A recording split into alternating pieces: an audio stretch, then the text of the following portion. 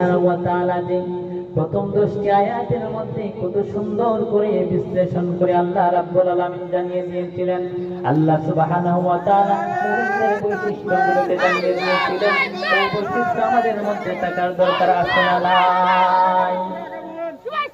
নারায়ে তাকবীর, আল্লাহু আকবার, নারায়ে তাকবীর, আল্লাহু আকবার, নারায়ে রিসালাত, আহলে সুন্নাত ওয়াল জামাত জিন্দাবাদ জিন্দাবাদ।